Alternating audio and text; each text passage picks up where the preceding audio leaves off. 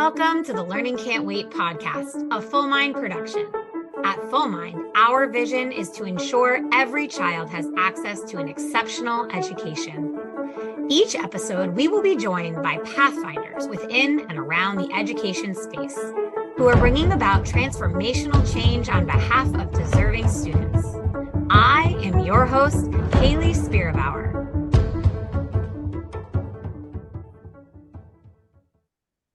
Welcome back, Learning Can't Wait podcast listeners. It is season 5, and we are starting with a bang. I want to welcome you, Erin Mote, the Executive Director of Innovate EDU, to the podcast and really get our listeners excited for what we're going to talk about today. Welcome, Erin. Hi, how are you? I'm doing great. As I told you before we started this recording, it's snowing here in New York, and I am happy. How are you? I'm great. I'm in sunny 70-degree Arizona. And as I told you, I don't love the snow. So I can look at your snow, but and hear your joy, but I wouldn't share it. Listen, I think most of the time I would rather be in sunny 70-degree weather. So glad we both have our individual joy right now. It's going to make for a great conversation. It always is with you. I know. I'm so excited to have you on the podcast. I have been looking forward to this. And I told you when I asked you to be on the podcast that I really wanted to have you kick off season 5. We've had 4 seasons of incredible guests, incredible topics, incredible speakers, but this feels really important. I know you are doing incredible work in this space, and the listeners are always excited to talk about some of the topics that we have planned for today. So why don't we get started? Great. Erin, how did you come to be who you are today, the professional and personal version of yourself? I've made a lot of mistakes.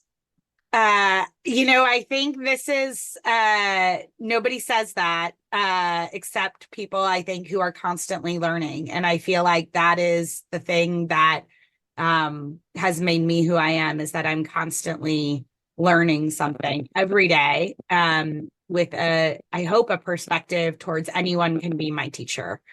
Sometimes that's my 5-year-old who, teaches me about the latest thing on Roblox, because, yep, she's 5 and playing Roblox already. She has an 8-year-old brother, so younger sibling first. Yep. But, to folks like Ed Gordon, who is over 100 and helped create Head Start. Wisdom is all around us, and it's really about how we listen to it and how we bring it in. And so I've just made, tons of mistakes in my life. And instead of letting those knock me down, I've just gotten right up again and asked for advice and help when I need it. And I think the other thing is just authenticity. You kind of know what you get when you meet me, whether you're meeting me for the first time or whether you've known me for 20 years. I just am who I am. And I don't try to be someone else. I don't try to hide the complexity that sometimes is my life as a working mom and as a technologist and as somebody who works with policymakers. It just, I try to be my full self. And I think that is what, frankly, has led to how much success I've had in the work of connecting people to do work that's really hard, that maybe they don't see themselves in, that bridges uncommon alliances, is because of authenticity and candor, and frankly, just a willingness to learn and to not think I'm the smartest person ever in a room. So there's nothing better than when someone proves their own point. You started out by saying you came to be what you are today because of mistakes.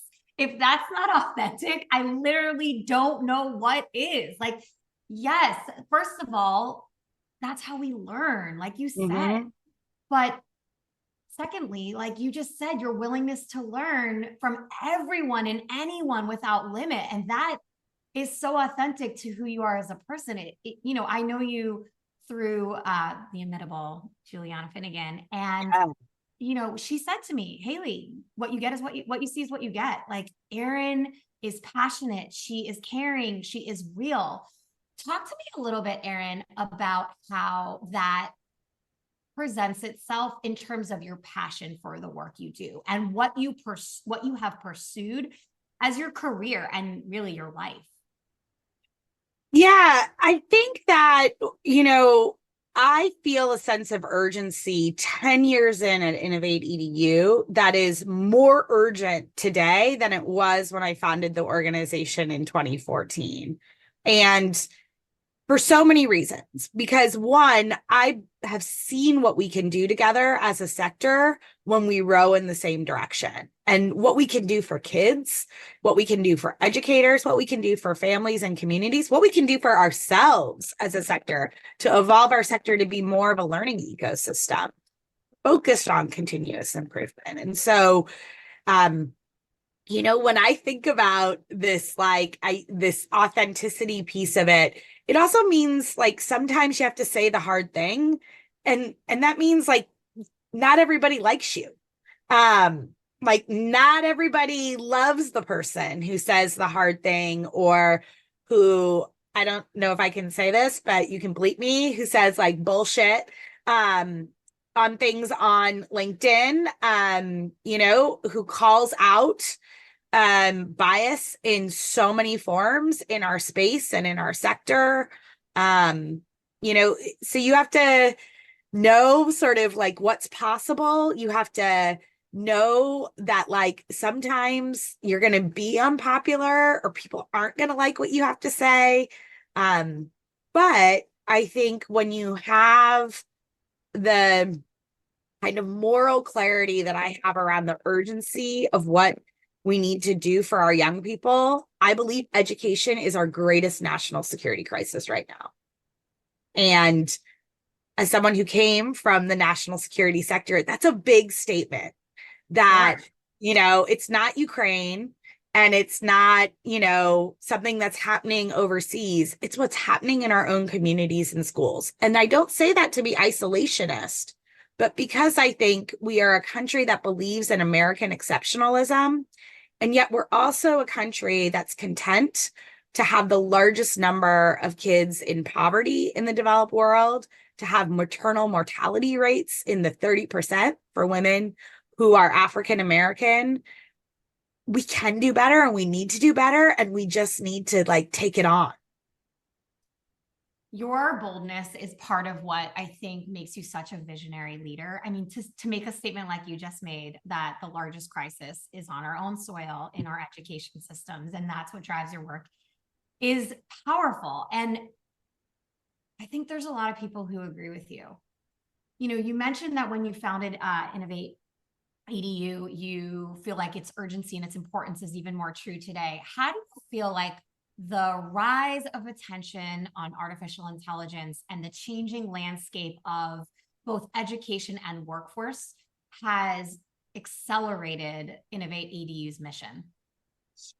Yeah, well, let me take on the workforce and education right now, because I think it's hard not to pay attention to what our young people are telling us, which is sort of the heart of user-centered design as a technologist. Our young people right now are choosing not to pursue post-secondary pathways into institutions of higher education. They're telling us education isn't working for them. They're saying they're not meaningfully connected to school. They're not meaningfully connected to the learning experience. And so, if you're in a for-profit situation, when your customers are leaving, your product's broken. In our education system, I think we need to hold up the mirror and say, why are young people not choosing these pathways that we've set out as a society? Why are young people saying, this doesn't work for me? Why are young people raising their hand and saying, I want something different? And it's not just, in students who have the privilege to do it. It's in students who who come from communities where college has been held up as this sort of golden ticket out of their communities. And I could talk on another podcast about why that is a super dangerous narrative for our country, to say in our most effective communities, you need to exit. We'll talk about that maybe another day. But That's a big one. That's a big one. But I think our young people are saying this isn't working for us. Our own students are saying, I don't like this anymore. And so we have to put them at the center of the way we're designing learning experiences. I think we have to think about evolving from schooling to learning as an ecosystem. And, you know, the advent of technology with AI, I mean, AI has been around for a long time. So you're going to hear me say that as a technologist. Like, I want to make sure Not new. Not new. T wasn't the beginner. Right.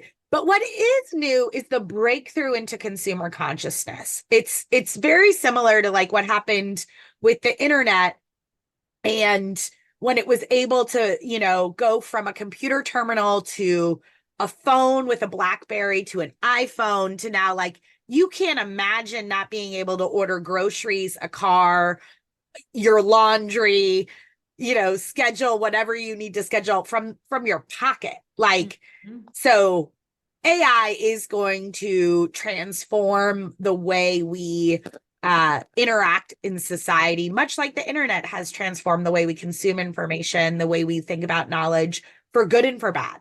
But I think the thing that's critical about both the connected, why students feel disconnected from our system and why we need to be attentive to AI, actually calls on us to renew the fundamental building block of why education matters and what education is. It's the relationship between each other. It's the relationship between the learner and the person who is providing the wisdom. And so in AI, if that's the, you know, democratization of expertise, then we have to equip our young people with the skills to be sort of critical examiners of that expertise, to have a human in the loop, to continue to build our humanness as the rise of this technology happens. I think the same for how we have to think about engaging students back in school. I think we have to listen to our young people about their experiences and what's not working. Guess what? They're going to tell you. And we have to renew our commitment to forging connections between caring adults and young people. And when we do that, the research tells us, research from the CDC, that we reduce suicidal ideation in young adults by 3-4x times. And so this focus back on human connection, connections to schooling, to the place of school, to the learning experience, to humans being in the loop, the strengthening of our relationships, the strengthening of our ability to build that type of learning ecosystem is, I think, what young people are calling for, is what AI is calling for. There's no silver bullet, but I'd love us to talk about how our humanness as a focus in education to build a learning ecosystem could get us to where we all know we need to go. You touched briefly on the impact that relationships and connection for students in the school building has on their mental well-being. We'd be remiss if we did not touch on the topic of the absolute crisis we have on our hands of student mental health. And I would argue educator mental health as well, being 100% there, both from like a direct trauma experience as well as a secondary trauma. Due to the past 4 years of really challenging schooling behavior and not schooling behavior, really challenging environment of being in schools, and really just epic proportions of rates rising quickly. When I think about how you yourself are calling out right now, yes, we want to continue pursuing the technology. You're a technologist. This is important. We have to adjust our way of thinking, but really we have to focus on people. That gives me pause in a very positive way, because there are so many anti-technologists, so many Luddites out there who are worried about our human connection, our experience as people. It really does highlight how the two are not mutually exclusive. Like there is a commonality in the rise of both at the same time. Yeah, it's a false dichotomy, right? Like, to say that technology means that we're going to lose our human connection. That's a choice we would have to make. Mm-hmm.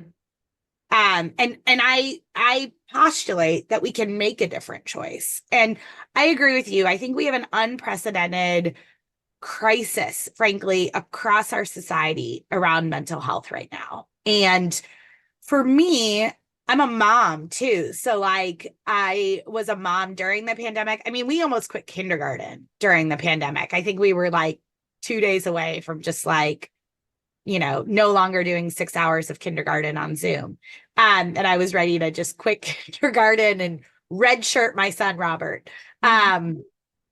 Right. But that's a privileged choice. First of Yeah, all, no, call that out. absolutely. And also like, because he wasn't connected to folks in the classroom. He wasn't connected to his peers. And so I think we really need to be thinking about how do we create anchors for our young people, real life anchors, like not anchors that exist in Roblox or anchors that exist in a virtual space, but how do we create places and spaces with meaningful connections with folks that they value and they see as connected to them. And that doesn't also have to be just an educator. That could be a paraprofessional, a coach, a tutor. There's many places where if we thought about how do we strengthen the human connection, I think we would be seeing our young people say, you know what? I don't need affirmation from the number of likes I get on my TikTok video or the number of people who watch my Insta reels or who look at my Twitch. That like the way that I am seen, that I am known, and that I am loved is what really matters. And I don't think we should be shy about saying that our young people, all people, need to be seen, need to be known, and need to be loved.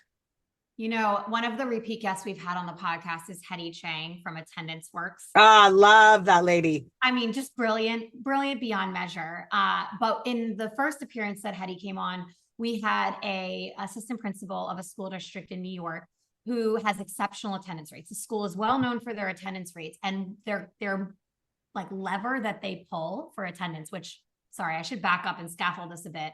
Mental health is connected to attendance. We see that with 100%. Schools that have higher attendance, they have more positive outcomes on their student mental health readings, self-assessment, and reporting of mental illness. So just to name that, the two are very well connected.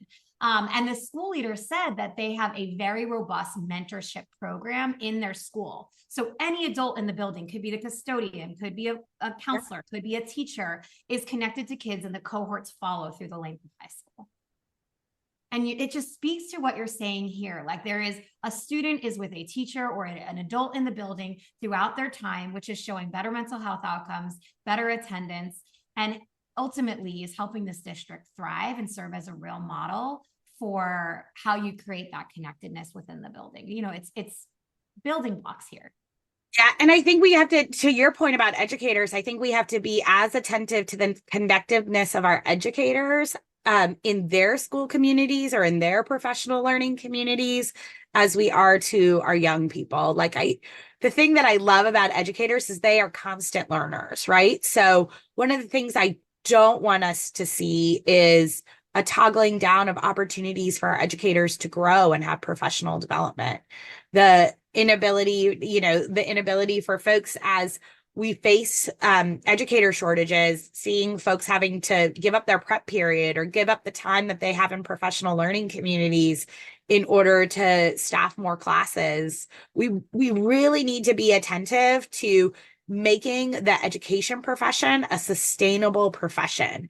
And that means looking at the working conditions that our educators have and the working conditions that we're creating. And so we do a lot of work at Innovate EDU on diverse pathways into the profession through an alliance we have called the Pathways Alliance, where we built the national guideline standards for educator apprenticeships with the Department of Labor and the U.S. Department of Education, which have now been adopted from 2 to 28 states in 1 year.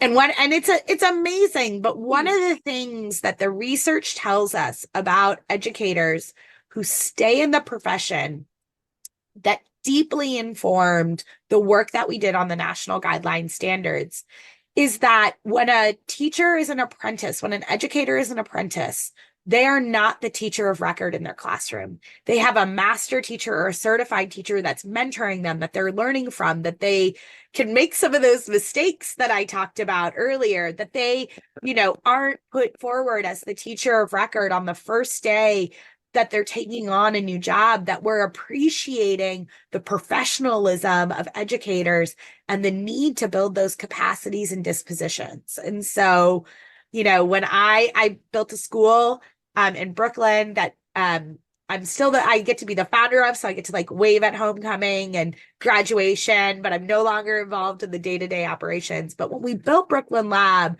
when Eric and I were sitting around the table in Brooklyn in 2014, we looked at each other, and on this napkin where we literally built our school design, which I still have the napkin. I also saved the champagne cork for my engagement and all these things. It's all framed. I hope it's not framed. It's in a drawer. Okay. But one day I'll frame it. When my kids are in college and I can get to it. To get some free time. Yeah, when I get some free time. But it says teachers trained like doctors. And so I just want us to think about the way we train doctors in our society, that we create pathways for them to develop the knowledge capacities, the mentor capacities, the ability to learn in groups, the ability to learn in professional communities, the ability to make mistakes, the ability to have an attending and a mentor. That's the way we should be thinking about our educators. It's as an important profession as a doctor. We need to think about that. I'll just bring back, if education is our greatest national security crisis, we need to really be investing in the people who are going to help us solve that. Here. Educators deserve to be on a pedestal. Erin, you are incredibly well known for bringing people together. And I imagine in that work you do of bringing people together for collaboration, you get the ability to see really strong partnerships develop. And I'll use your words here, that complement one another versus compete with one another. Can we talk a little bit about, because I think this is now having us step back a bit from the conversation of, teacher development and student mental health, but it's really talking about the professional learning that happens within the nonprofit space for the people that are sometimes influencing the things that get built and the decisions that get made. So let's talk about that. How do you facilitate a collaborative relationship in the, let's say, nonprofit space, akin to the type of collaboration you're talking about for educators in their early years of learning to become a teacher? Yeah, so at Innovate EDU, we have this thing that we call 80% common. And it's a really deliberate strategy to not get everybody to 100% agree. To try to get the number of organizations that we bring together in partnership to agree on everything all the time is impossible. Yeah. And so just recognizing that you can get often to 80% or 60%, that you can get to common ground, frankly, across political lines, across geographies, across, the types of fractured ideological situation we have right now in our country around a whole raft of education issues, that you have to look for common ground. You have to pursue common ground rather than pursue difference. And so this comes from technology, right? I'm an enterprise architect by training. And so maybe some of your listeners use rideshare. They use Uber, they use Lyft, they use maybe something that's unique to their context. Maybe they live in Austin, Texas, and they have Ride Austin or some other local ride sharing app. What you might not know about those ride sharing apps is on the back end, they are all using the same payments platform, the same mapping technology, the same customer ticketing system, the same trunk, as we call it, the same tech stack. It's 80%, maybe. I love it. Yeah, I love it. Yeah. Maybe 90% common since the last time I looked. But those two distinct brands, Uber and Lyft, for example, have built around the 20% differential, the thing that's different about them. So Lyft has their like pink, sort of more fun brand. Uber chose a more corporate focus. They sort of built different things around the user experience. They share a lot of the same safety features. The user experience has a brand connotation, but actually the infrastructure is common. And so thinking about that the experience that you have is different maybe when you use them, but all the things that undergird that technology is the same. And so how do we get to commonality on infrastructure? How do we get to commonality on the operating tech stack of education? And so how do we have a common definition of the competencies and dispositions it takes for an educator apprentice? We build the national guideline standards. And there we built two sets of standards, one for collective bargaining environments, one for non-collective bargaining environments. That's how we got to the 80% there. We had to recognize the context in which people were operating. Project Unicorn, our longest alliance that focuses on data interoperability in education.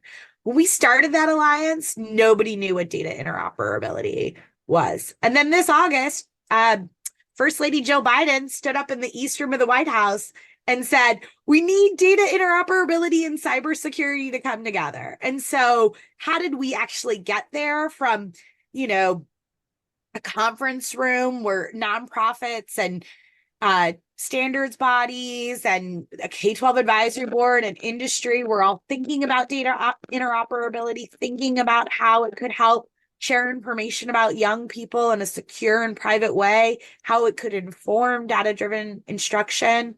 How did we get it to a place where now, it's the second biggest challenge that CIOs and CTOs talk about across the country, and they use the word interoperability. They don't say things like my systems just don't talk to each other. It's because we all rode in the same direction.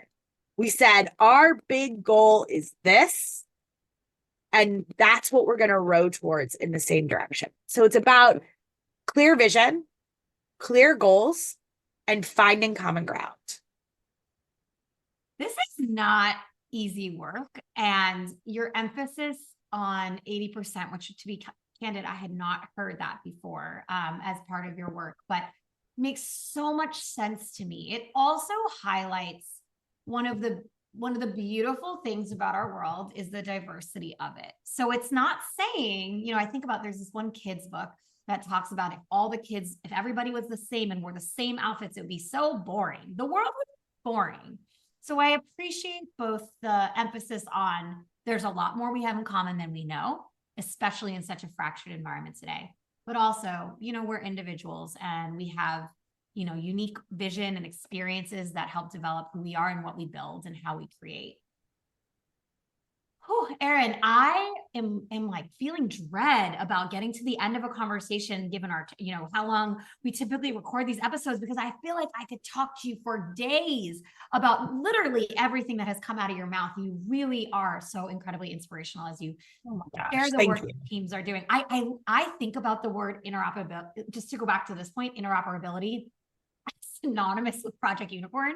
Like it literally, the two just go together when I think about where it came from. And I'm sure so many others feel that way. And how proud you must have been when Dr. Jill Biden shared and used the language and called for action there. But I do feel like we have to get to our final question, which, especially as someone who has built a school and speaks with school leaders on a regular basis, came from your last call being with a superintendent. I'm sure you have really important wisdom to share, but Erin, I ask everybody at the end of the conversation what advice you would give an educator who's just beginning their career today. Take care of yourself. I have come to realize that I can only be my full self when I take care of myself. And that means, when I get enough sleep, something basic like that, but also when I find joy in sort of small moments, and experiences when I can take one of those mistakes that I talked about and sort of just say like, yeah, that's a mistake. Let me get back up from that. And I think the last thing I would say is ask for help. This is something that I have not always been great at, just to be radically candid. I've not always been great at asking for help and saying, oh, I need some help here, or I don't know how to solve this problem, or what am I going to do? When you invite wisdom and learning, you'd be so surprised what happens. I think that what I have discovered is that vulnerability is my superpower. Here again. I mean, Erin, thank you so much for calling out the things that are hard to say, both on this podcast and in real life. I think it's a sign of a true like empathetic human who's willing to stand up for what's right, say it out loud, and call it out upon themselves as well. So grateful you're joining us here on the podcast today. You've shared so much. I know we can have 8,000 more conversations, and maybe one day we will on the podcast and in other places and spaces. Thanks for taking time out of your day to be here with me. What a pleasure, and enjoy that snow. Thank you, and enjoy that 70 degrees. And thank you to everybody who tuned in. Thanks for listening to the Learning Can't Wait podcast. If you like what you heard, please rate, review, and share this episode. Be the first to know when we have a new episode by subscribing wherever you listen to podcasts. If you'd like to be a guest on the show or have a suggestion for an episode, email us at podcast@fullmindlearning.com.